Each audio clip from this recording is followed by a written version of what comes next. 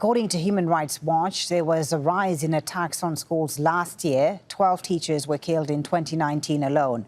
Armed groups like Ansarul Islam and ISIL affiliates have claimed responsibility for many of these attacks. Before the government closed all schools in mid-March in response to the coronavirus pandemic, 2,500 schools were closed for safety reasons. This has left nearly 350,000 students without access to an education. Al Jazeera's Haque reports. Armed gunmen had warned Fatoumata and other children in her class not to go to school. But they didn't listen and continued attending lessons. During French class, she heard the sound of gunfire. Fatoumata hid, closed her eyes, and prayed for her life.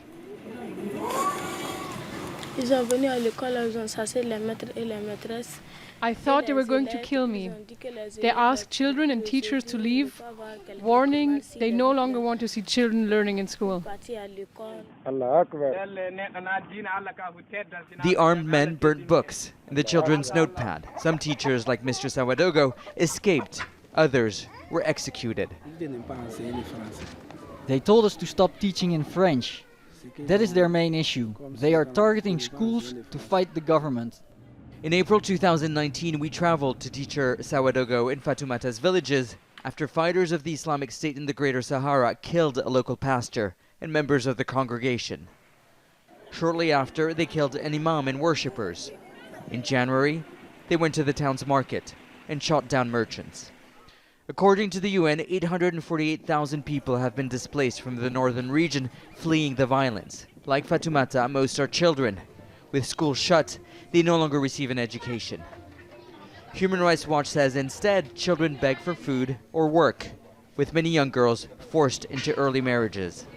School in a time of conflict is so important because it provides a place where you can have a routine and some security for students where the rest of their life is in chaos and turmoil, in addition to helping them get opportunities for the future. And the longer that they get behind, some of them may decide to drop out.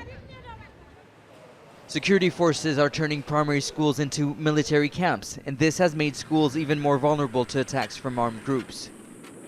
The government says education is the country's priority, but most facilities are shut. Since the coronavirus outbreak, classes are being broadcast on TV for those children who have the luxury to watch it. Not for Fatoumata, who misses her math teacher, Madame Ba. She now makes careful count of the $20 a month she earns in this vegetable stall. While it isn't enough to feed her 7 relatives or pay for an education, she says one day she will be back at school to become a math teacher. Nicolas, Haque, Al Jazeera.